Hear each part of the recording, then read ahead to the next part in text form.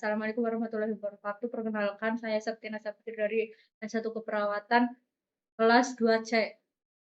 Di sini saya akan mempresentasikan tugas saya, yaitu penyakit stunting. Pengertian stunting. Stunting merujuk pada kondisi gagal tumbuh pada anak yang disebabkan oleh kekurangan gizi kronis, terutama pada masa pertumbuhan awal. Biasanya pada usia 2 tahun ke bawah. Stunting ditandai dengan pertumbuhan yang terhambat secara fisik, sehingga anak memiliki tinggi badan yang lebih pendek dari rata-rata usianya. Secara definisi, stunting dapat dijelaskan sebagai keadaan ketika tinggi badan anak berada di bawah persentil kedua pada kurva pertumbuhan standar yang sesuai dengan usianya. Stunting terjadi akibat kurangnya asupan kurang cukup baik dalam hal kualitas maupun kuantitas yang untuk pertumbuhan dan perkembangan anak. Faktor penyebab stunting yang ada 6. Yang pertama, kurangnya asupan gizi.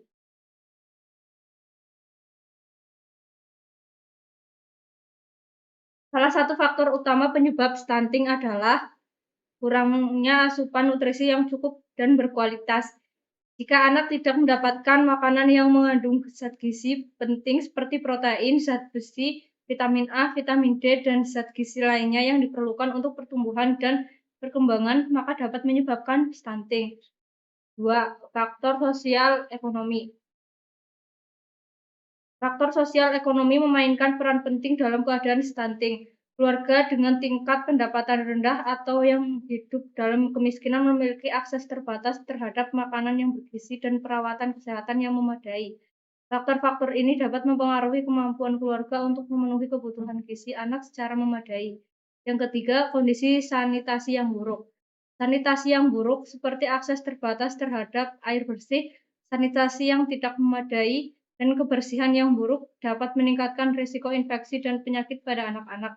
Infeksi berulang dan penyakit kronis yang terkait dengan sanitasi yang buruk dapat menghambat pertumbuhan dan perkembangan anak. Yang keempat, perawatan dan pola makan yang tidak memadai. Pola makan yang tidak seimbang, kurangnya variasi makanan bergizi, dan pemberian makanan yang terlambat atau tidak memadai dapat berkontribusi pada stunting.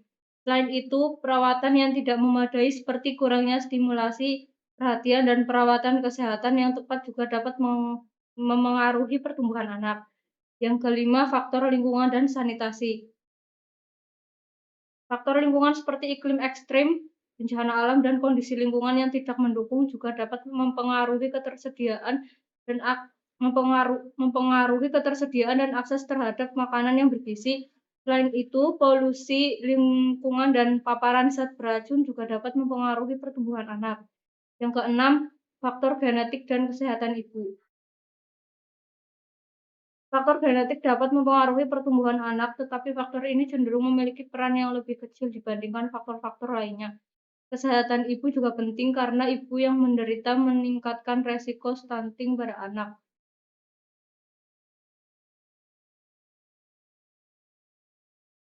Dampak stunting pada pertumbuhan dan perkembangan anak. Ada 6. Yang pertama, pertumbuhan fisik terhambat. Stunting ditandai dengan tinggi badan yang lebih pendek dari rata-rata usia anak. Pertumbuhan fisik terhambat ini dapat berdampak pada penampilan fisik anak dan membuatnya lebih rentan terhadap gangguan kesehatan lainnya. Yang kedua, gangguan perkembangan kognitif. Anak-anak yang mengalami stunting cenderung mengalami gangguan perkembangan kognitif. Mereka mungkin memiliki keterlambatan dalam kemampuan kognitif seperti konsentrasi, daya ingat, kemampuan belajar, dan pemecahan masalah. Yang ketiga, rendahnya kemampuan sekolah. Stunting dapat mempengaruhi kualitas pendidikan anak. Anak yang mengalami stunting cenderung memiliki keterbatasan dalam kemampuan belajar, konsentrasi, dan pemahaman. Hal ini dapat mempengaruhi kemampuan mereka untuk berpartisipasi secara optimal di sekolah dan meraih prestasi akademik yang baik. Yang keempat, kelemahan fisik. Anak yang mengalami stunting cenderung memiliki kelemahan fisik yang lebih besar. Mereka mungkin memiliki kekuatan otot yang berkurang, stamina yang rendah, dan daya tahan tubuh yang lemah. Hal ini dapat membatasi partisipasi mereka dalam aktivitas fisik dan olahraga. Yang kelima, rentan terhadap penyakit dan infeksi. Anak-anak yang mengalami stunting lebih rentan terhadap infeksi dan penyakit lainnya. Sistem kekebalan tubuh mereka dapat melemah sehingga mereka lebih mudah terkena penyakit seperti diare, infeksi saluran pernapasan, dan penyakit menular lainnya. Hal ini dapat mempengaruhi kesehatan mereka secara keseluruhan dan mempengaruhi kualitas hidup mereka. Yang keenam, dampak jangka panjang. Stunting pada masa anak-anak dapat memiliki dampak jangka panjang yang signifikan. Anak yang mengalami stunting cenderung memiliki resiko lebih tinggi mengalami masalah kesehatan kronis di kemudian hari, seperti obesitas, diabetes, penyakit jantung, dan gangguan metabolik lainnya. Dampak stunting juga dapat mempengaruhi produktivitas dan kualitas hidup mereka sebagai dewasa.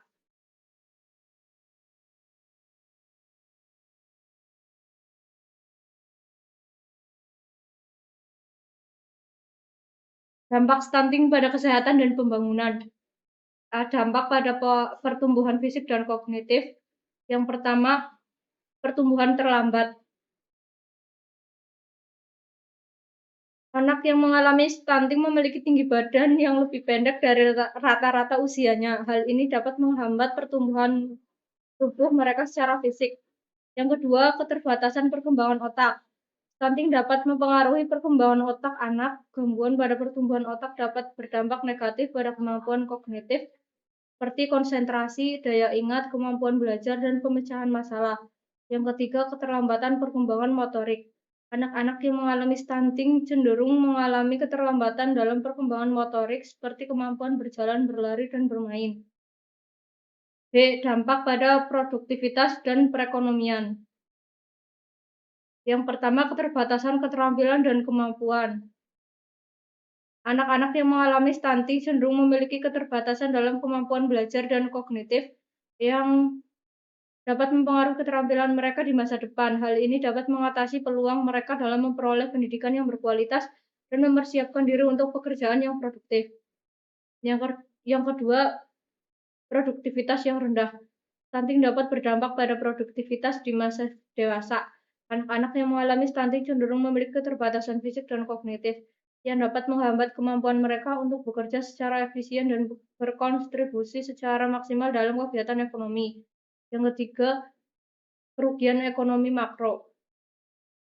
Stunting juga memiliki dampak ekonomi yang signifikan pada tingkat makro. Negara-negara dengan tingkat stunting yang tinggi menghadapi kerugian ekonomi jangka panjang akibat produktivitas yang rendah dan beban kesehatan yang tinggi. Dampak ini meliputi penurunan pendapatan nasional, pemborosan sumber daya, dan hambatan bagi pertumbuhan ekonomi secara keseluruhan.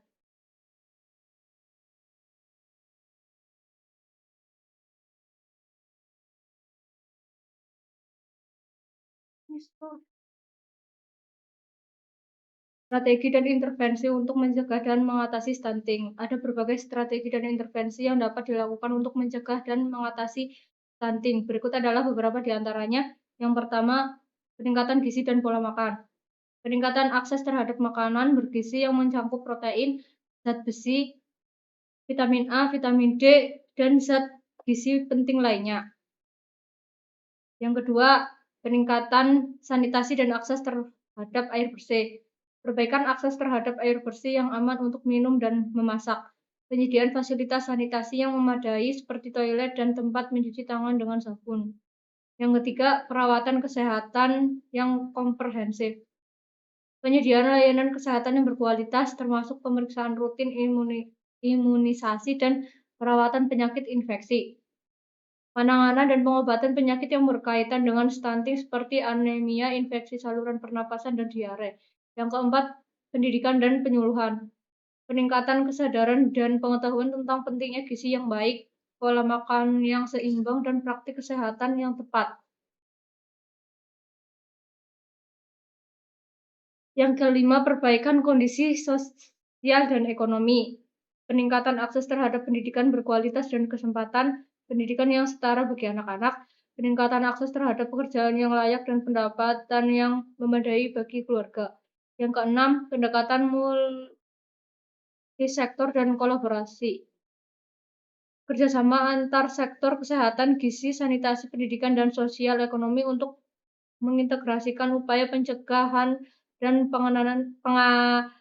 penanganan stunting, pembentukan kebijakan yang mendukung penanggulangan stunting dan alokasi sumber daya yang memadai untuk intervensi yang efektif.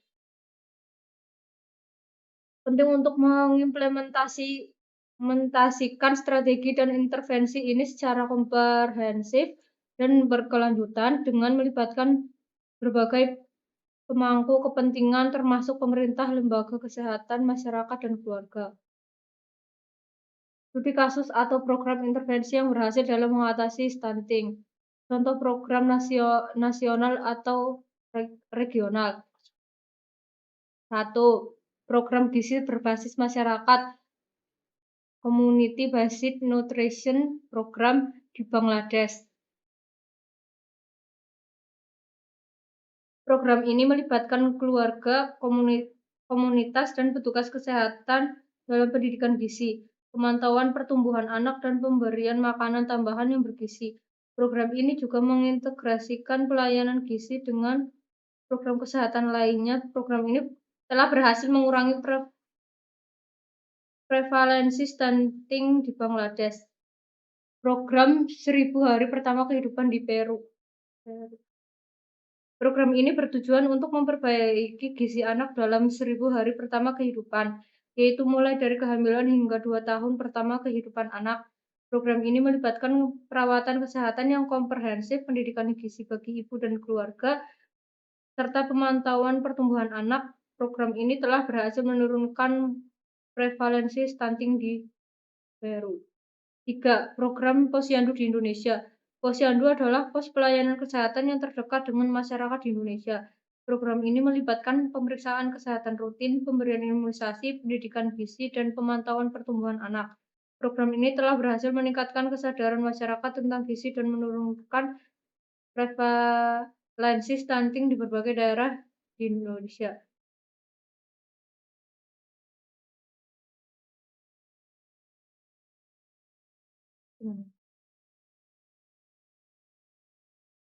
Evaluasi dan hasil dari program tersebut. Program-program tersebut telah dievaluasi dan memberi hasil yang positif dalam mengatasi stunting.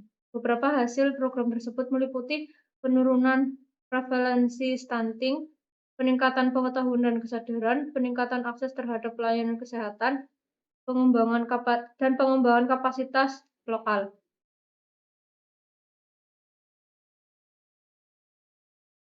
Baik, terima kasih. Itu presentasi dari saya. Wassalamualaikum warahmatullahi wabarakatuh.